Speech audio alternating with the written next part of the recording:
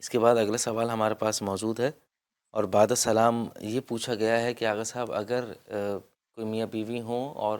اس دوران ان کے 2 بچے ہو گئے ہوں، یا پھر جو بھی مثال کے طور پر اولاد ہو، اور اس کے بعد دونوں کے درمیان یہ طے پایا ہو کہ وہ انہوں نے بچہ دانی نکال دینے کا ارادہ کیا ہو، اور پھر وہ آپریشن کے ذریعے سے وہ سارے معاملات ہو چکے ہوں، لیکن بعد میں اس عورت کی طلاق ہو جائے،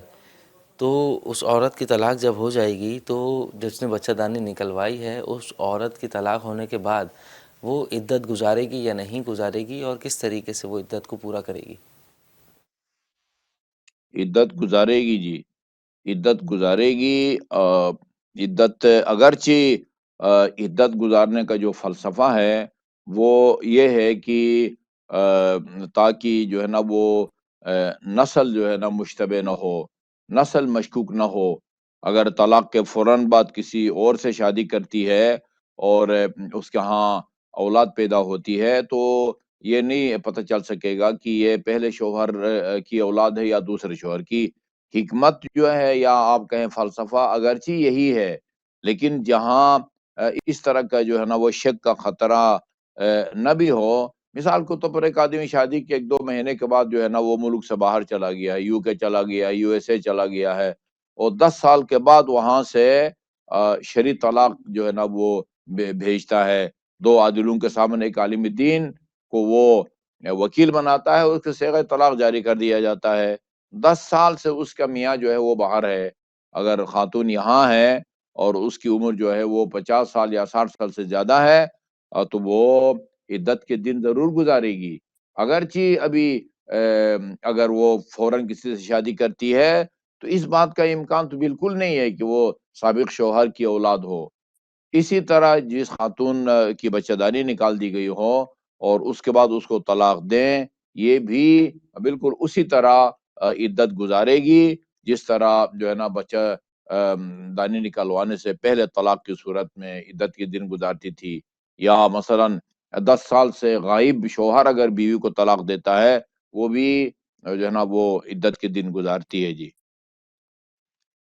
جی آغا صاحب، بہت بہت شکریہ۔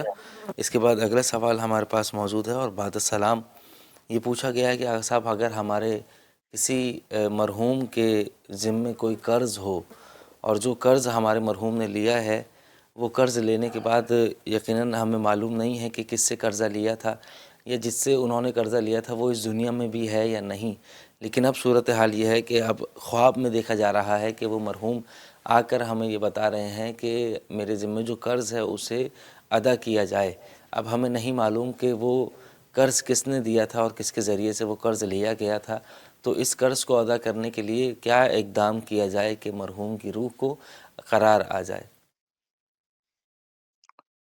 دیکھیے جی، اس کا حکم بھی یہی ہوگا جیسے اگر آپ کو ایسی راستے میں گری ہوئی کوئی چیز ملتی ہے، خصوصاً کوئی قیمتی ہے، کوئی موبائل ہے، گھڑی ہے، اس کا حکم یہ ہوتا ہے کہ آ، ایسے جگہ جہاں پر عام لوگوں کا اجتماع ہوتا ہو، وہاں 1 سال تک اعلان کیا جاتا ہے، بھئی ہمیں ایک گھڑی ملی ہے یا موبائل ملا ہے، جس صاحب کی بھی ہو وہ نشانی بتا کے لے جائے۔ 1 سال کا تک اعلان کیا جاتا ہے اگر مالک کے مل جانے کی امید ہو، اور اگر ممکن نہ ہو، آپ سڑک پہ جا رہے ہیں، کوئی بس مثلاً 1000 کا یا 5000 کا نوٹ ملا ہے شہر کی کسی گلی میں، یا سڑک کے اوپر، فٹ پاتھ کے اوپر، وہ اب اس کے مالک کے ملنے کے تو امکانات نہیں ہیں۔ وہاں یہ کہا جاتا ہے کہ آپ یہ 100 کا نوٹ، 50 کا نوٹ یا 1000 کا نوٹ یہ کسی غریب کو دے دیں۔ اس نوٹ یا اس رقم کا جو بھی مالک اصلی ہے اس کی طرف سے آپ صدقہ دیں گے، اور اس کا ثواب اس نوٹ کے جو اصلی مالک ہے در واقع اس کے لیے ہدیہ کریں گے۔ اسی طرح یہاں پر بھی آپ مساجد میں، امام بارگاہ میں جس علاقے کا ہے، فلاں آدمی جو ہے وہ کے ذمے اگر کسی کا کوئی حق ہے تو وہ ہمیں آ کے بتائے۔ اگر اس سے آپ کو تسلی ہوتی ہے ٹھیک ہے، ورنہ مطلب جو ہے نا وہ اس کی طرف سے صدقہ دے دیں، صدقہ دے دیں کسی کو،